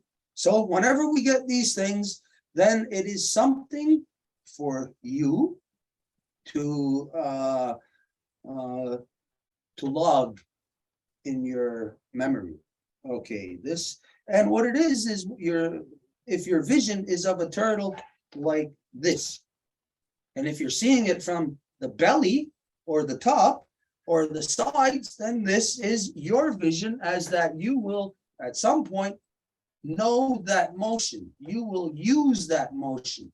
You will, if not necessarily know it or use it, you will perceive it in another, and that will trigger in your mind to know that that is something there because you had that vision. So this is how connections are made through our Mother Earth's magnetic field, through the reality of how our brains work, how water works. If there's magnetic field, what is it? That's like an electrical current, right? Magnetic field. Well, Right. electric current in water, doesn't that affect water? Yes, it does. So let's see if it's a positive negative, a negative negative, a positive positive, or a negative positive. These things will affect us in all different ways in relation to, again, whatever the current circumstance is. So at some point, you are gonna, whatever way you seen that turtle, it seems like it was going to the right, but then as you identified, then afterwards, there's a left motion that comes into it. So then this looks like a correction coming. So it sounds like then something in your life allowing correction or a correction happening on some level, or if not necessarily correction, then a connection that you wanted or needed, or one that ends up helping you that was without that connection, you would be, oh no, what am I going to do this week? Or how am I going to make these ends meet? Or, oh, I missed this thing or something. You know, just little things like this to tie up our life together within the reality of all the things on our Mother Earth that makes our Mother Earth tick, that makes us tick. We're basically an electrical current. We're plugged into the electrical current. That electrical current is going to affect everything happening within us. So yeah, the image and the way that you've seen it, all of this, of course, is stored in your mind. So it may not be so much of you having to relate it, but if it is, it's stored in our minds now also. And we might end up having to use that or make that connection. But if not, then it's just you. At some point, you might end up knowing that the way that you envisioned it, of that motion of the turtle, you might end up knowing that, understanding only when you experience or see something that is that or similar to it or makes you remember it. So in the reality of the day, it might not be something that anybody can grab this and connect it and say, that's what that means. But it could be just on this level of you holding on to that. It's like we said, you're in a video game, this thing came to you, it's because you're gonna need it. And oh yeah, I do need it. I gotta lower the TV. I gotta raise the volume. So when you do get whatever the gift is, you're gonna need it.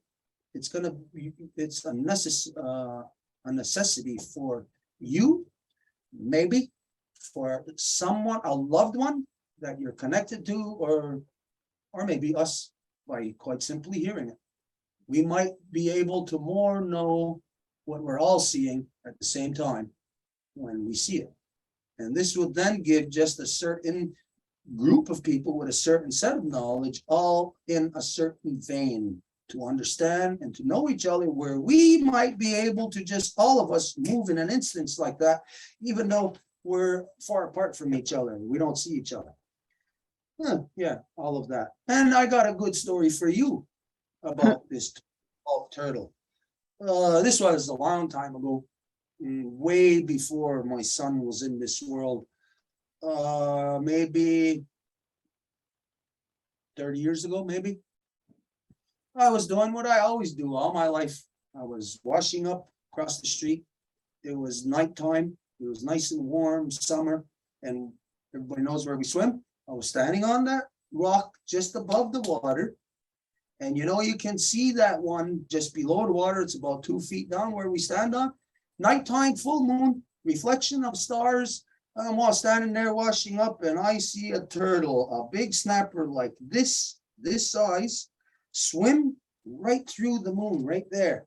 And I can see the reflection of the stars in that. And wow, right now I'm thinking, I'll put a turtle right here going through the moon. There's the star.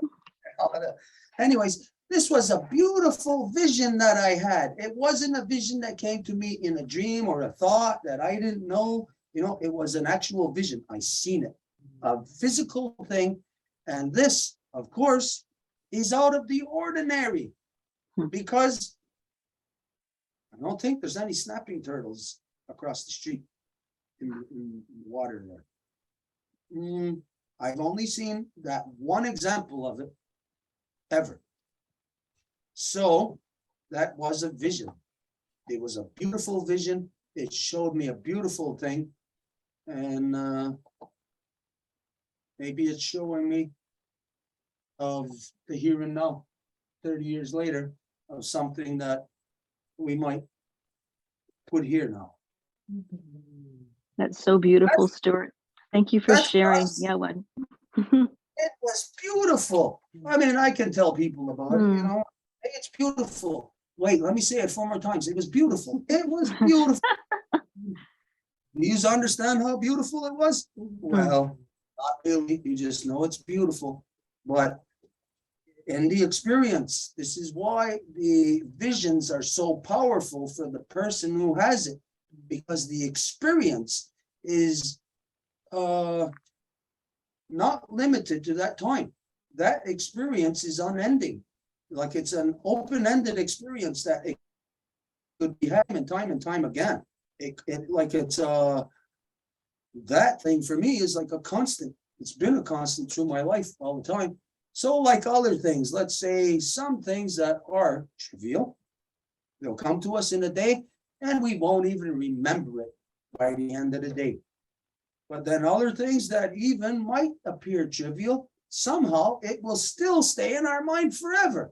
We'll be on our deathbed, can't get that damn thought out of my mind. At least now I'm gonna die, well, I'll get it out of my mind then. But maybe that thought in your mind is actually gonna be your next reality, the one ushering you through the passageway. Anyways, a lot of stuff for us to think about. Yawagoa, Delphina. If you got any final statement or anything you want to say about anything, go ahead and do it, and then we're gonna close. I just want to say Nyago for sharing that, Stuart, because when you were speaking about that, right, about your vision, I actually saw the turtle go over the moon just as you were talking, and that would be like beautiful to have that, yeah, above you right now, like even like moving. So I think, I don't know, I'm seeing I'm seeing like the turtle that was snapping turtle that was next to my feet, like, and then moved, and then you sharing that like across the moon. That there's movement in it. I don't know. It's like it's when you said it's like it's imprinted on you forever. That's how I feel. It's like the forever dream. It's like when I met Takea the wolf in Lekwaigan territory in 2020 and snapping turtle this summer in Ontario. That's what it's like. It's like the forever dream. Anyway, I wanted to share that. Like it's real. It's, people say, okay, it might be an illusion, but it's not an illusion. That's all I have to say. It's real. Yeah, Feelings are real. Yeah. Feelings are things. Right now, everyone on earth is feeling some level of, let's say, whatever, anxiety or something. Maybe not everybody, but there is a bunch of people around the world that is feeling some level of anxiety because of different things. A lot of people are feeling the same anxiety because of waters, maybe in different experiences with it, but a lot of people around the world are feeling that. They don't have to be even on the same continent to have that feeling, but yet every one of us that has that feeling are, in fact, intimately connected to each other. So here is an exposure to collective consciousness in a way that we maybe haven't, like, collective knowledge of it hasn't been on that level. To know that collective consciousness isn't just something where we get together and we share and we're all cognizant of it. Collective consciousness, cognizance, is something where you are, you got a dream, I got the dream, they got the dream, a lot of people got the dream. None of us know that each other's got the dream, but we're all in it. We're all walking it until maybe 10 years down the road, and we all find out that you heard that. So did I. You too? Wow, all of us? Oh, and then we find out that we're all in the same place. Yeah. We're all doing the same thing. A lot of stuff to understanding about how the physiology of the brain works. We are brain. You and I are neurons. And so in the neuron fires up somewhere in the brain, there's another part of the brain where it's gonna have an equal opposite, a reflection of itself. So there's turtles everywhere in our brain. There's wolves, bears everywhere in our brain. But when somebody gets a light lights up in one part of your brain and there's a new neuron and it's a turtle, then there's going to be another turtle on the opposite side, an equal opposite force that will fire up too. And then all of a sudden, we're only conscious of this one. We're conscious of this one, but in a subconscious way. We're working then negative, positive, positive, negative, negative, negative, positive, positive. We're working like the ones and zeros in a computer. Okay, we're gonna close. Y'all will go, everybody. This is really a very, this is a very good conversation. This part, this is really teaching. It's really helping to connect the neurons. Yeah. Yeah, we'll go, Delphina. Now we'll go, everybody. Ayoki at again, yati sota gunhan nero na the headstone gonna guri already how quick. Damda we are on headstone goes at Stassera neganungwe. Damda we are on headstone ne asat niga dardige neganyanga haga, Radinato, Ronata Runi, Donna Riscarevoge, Donna Aguego, on a goro, Guyana Nasada go on Escana. Dano Orihuio, Kariwa Kori Shunsura, Donna goes at Stas. Guyana wana negani guri. Dogatain on the hodi at ducks. Here to saw it, here to saw it, here to saw it. Kenya Hesaways and Joanna. Yawagoa. On everybody. Yes. So Cynthia, Sunny, take care of yourself. I love you. See everyone.